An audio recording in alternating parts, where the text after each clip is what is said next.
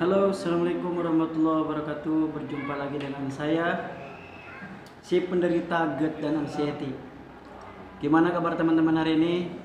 Semakin baik, dan semakin sangat baik. Itu yang saya harapkan dari teman-teman. Mudah-mudahan keadaan teman-teman hari ini sudah kembali seperti biasa, bisa melaksanakan aktivitas, bisa lagi tersenyum lebar, kemudian bisa melakukan pekerjaan yang memang sebetulnya dulu pernah dilaksanakan oleh teman-teman. Ya.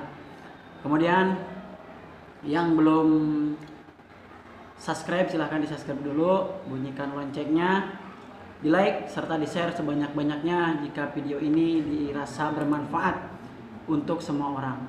Ya. Kali ini saya akan membahas tentang masalah GERD dan anxiety.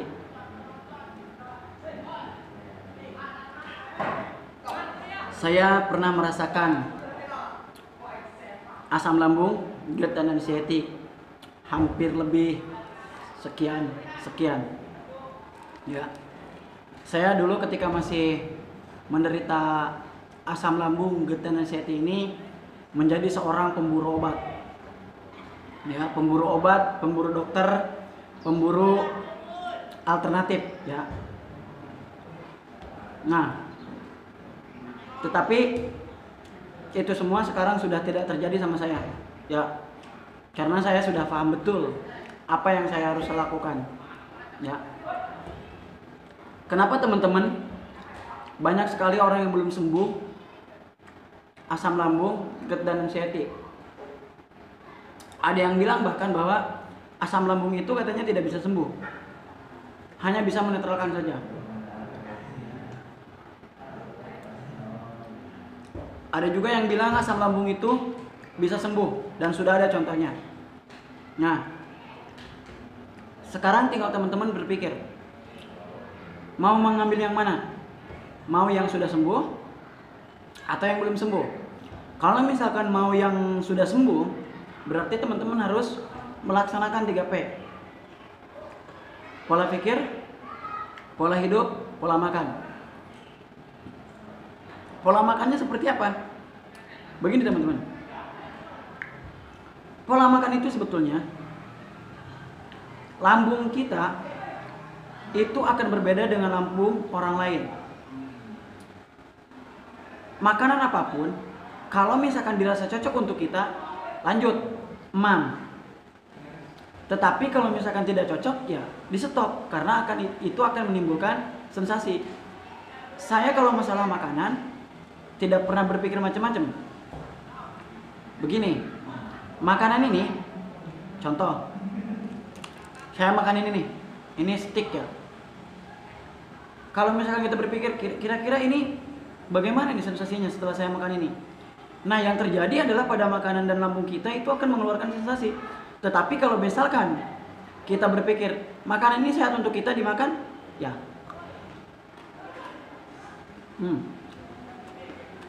enak, ya. Nah, itu pun tidak akan menimbulkan sensasi.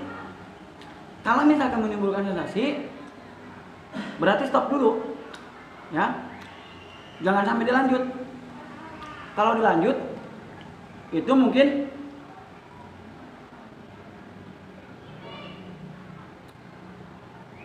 asam lambungnya akan bertambah, ya. Tetapi kalau misalkan tidak dirasa apa-apa, ya lanjut. Dulu kesalahan saya sampai saya kurus badan, ya. Badan saya itu kan turun 7 kg.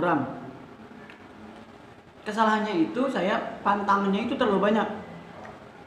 Saya tidak emam gorengan, saya tidak emam apa-apa, hanya sebatas nasi. Kemudian banyak sekali ya. Ternyata setelah saya makan yang lainnya, ya nggak apa-apa, gitu kan. Berarti tergantung kondisi lambung kita. Kalau bisa kan makanan yang mengandung nutrisi, kemudian karbohidrat, kemudian mengandung vitamin, itu tetap dikonsumsi. Buah-buahannya kita konsumsi. Kalau misalkan kita ya seperti itu, ya mungkin badan kita semakin kurus nantinya, ya. Nah, Kemudian pola hidup. Pola hidup itu kan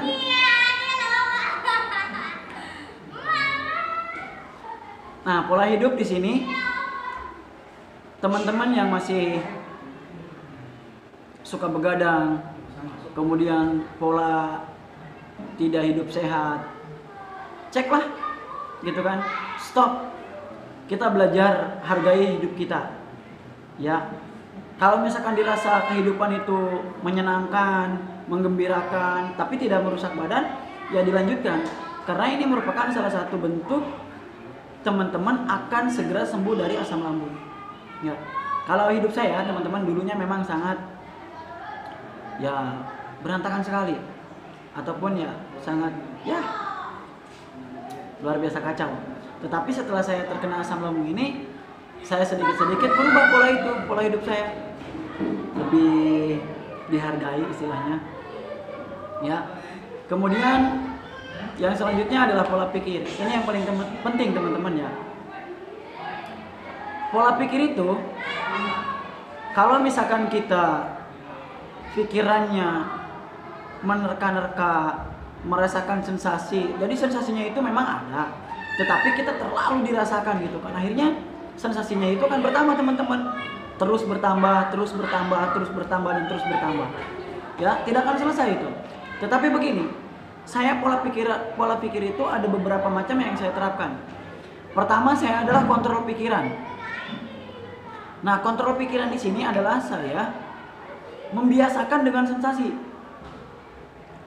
Kadang-kadang awalnya begini ya. Teman-teman mungkin pada saat terkena sensasi awal seperti saya pun langsung drop. Saya sesak napas di sini, saya drop. Saya mikir, ya Allah, ini saya kenapa nih? Gitu kan. Sampai sesak begini saya jalan.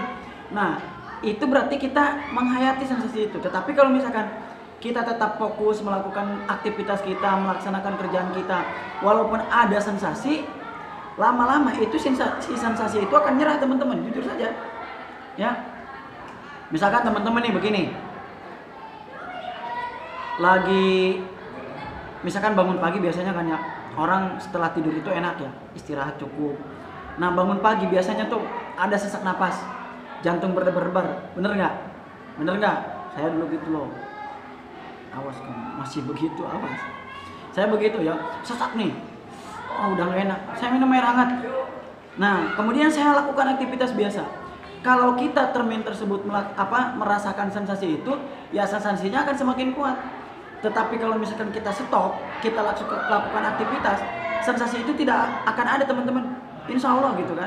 Saya sudah merasakan. Kemudian sensasi lemas. Lemas ini yang masih menjadi pertanyaan. Ya, lemas. Ya, saya juga pernah hampir 4 minggu saya, 1 bulan. Saya lemas banget badan ya. Jadi kalau mau bangun itu sempoyongan gitu kan. Kalau mau kesana kemari itu nggak kuat. Nah, ternyata memang waktu itu kita itu lagi banyaknya asam lambung yang ada di dalam perut kita. Setelah itu saya minum obat dokter dulu waktu itu. Kemudian setelah lemas itu saya tidak dipikirkan lagi, ternyata saya bisa aktivitas seperti biasa. Tetapi kalau misalkan kita masih dipikirkan, masih dirasakan, kemudian setiap kita ngeluh, setiap ada sensasi kita keluhkan, ya akan aman gitu kan jadinya seperti itu. Jadi kepada teman-teman, ya kelola pikiran itu sangat penting. Kemudian ini tentang masih pikiran ya. Yang kedua yang saya lakukan adalah saya merubah pikiran saya yang tadinya saya berpikir tentang saya sakit tidak akan sembuh menjadi saya sembuh bilangnya. Ya, sebetulnya ini dari afirmasi. Saya pernah berpikir hampir sekitar 3 bulan, apakah saya tidak akan sembuh dan masih seperti ini? Ternyata saya salah. Saya bisa sembuh teman-teman. Ya, saya bisa sembuh. Ya, contohnya seperti ini. Ya. Karena apa? Mindset itu betul-betul kita dihajar habis-habisan oleh anxiety, sehingga kita tumbang lagi, drop lagi, seperti itu. Ya, makanya pikiran itu yang paling mempengaruhi. Stres mempengaruhi ke asam lambung. Kemudian beban pikiran mempengaruhi ke asam lambung. Kemudian banyak masalah mempengaruhi ke asam lambung. Coba teman-teman berpikirnya begini. Oh, saya yakin sehat. Ya pasti, gitu kan. Sensasi ini kan sebetulnya bermacam-macam ya, hadir di setiap seluruh organ tubuh kita dia ada gitu kan. Ada yang giginya keropos, ada yang lidahnya sampai berwarna putih, ada yang bentol-bentol, pokoknya macam-macam. Sensasi ini memang sangat mengacaukan sekali pikiran kita. Yang tadinya kita tidak parno menjadi parno, ya, yang tadinya kita tidak takut menjadi takut. Ya itu pikiran teman-teman. Ya kita dipermainkan oleh pikiran kita. Nah yang terakhir adalah coba teman-teman ikhtiar dengan obat. Obat apa saja? Herbal kek? Obat dokter kek? Kalau saya lebih ke herbal. Nah kemudian herbal di sini, ketika kita mau mengkonsumsi herbal kita tidak yakin, saya jamin itu tidak akan berpengaruh. Tetapi kalau misalkan herbalnya sudah diyakini sama teman-teman mampu, ya sedikit demi sedikit ada perubahan. Ya. Nah, salah satu contoh kecil ya. Saya pernah berobat ataupun meminum herbal. Saya nggak yakin banget hasilnya ya. Seminggu saya udah selesai minum herbal tersebut.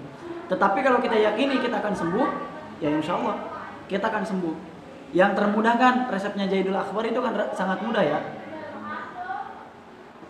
Saya masih meminum resep itu sampai sekarang ya. Jahe, kemudian sereh, kayu manis, ketumbar ya, seperti itu. Hanya digeprek saja, ya tidak diparut ataupun apa. Nah itu kan menjaga kebugaran tubuh kita. Ya, jadi herbal itu yang namanya berobat itu kita perlu ya, perlu berobat itu karena lambung itu diobati minimal itu katanya 3 bulan, 4 bulan seperti itu teman-teman. Ya, kemudian ansinya paling sebentar itu 6 bulan gitu kan. Ada yang 1 tahun, mungkin ada yang belum sembuh seperti itu. Makanya itu pilihan teman-teman lah. Saya hanya ngasih saran kepada teman-teman, tolong coba belajar aktivitas seperti biasa gitu kan. Belajar aktivitas, kerja seperti biasa, pelan-pelan saja dulu. Tidak usah langsung ingin sembuh total, seperti yang kalau misalkan penyakit perih diiris keiris pisau gitu kan. Dikasih obat merah ataupun itu langsung selesai seketika. Enggak bisa begitu. Harus ada prosesnya, tahap-tahapnya gitu kan. Bahkan yang mentor-mentor pun ya ada yang sampai 1 tahun, ada yang 2 tahun gitu kan. Butuh proses memang. Tinggal kesabaran kita saja sampai di mana. Oke? Seperti itu. Salam sembuh dari saya, dari Sehundi. Terima kasih. Assalamualaikum warahmatullahi wabarakatuh.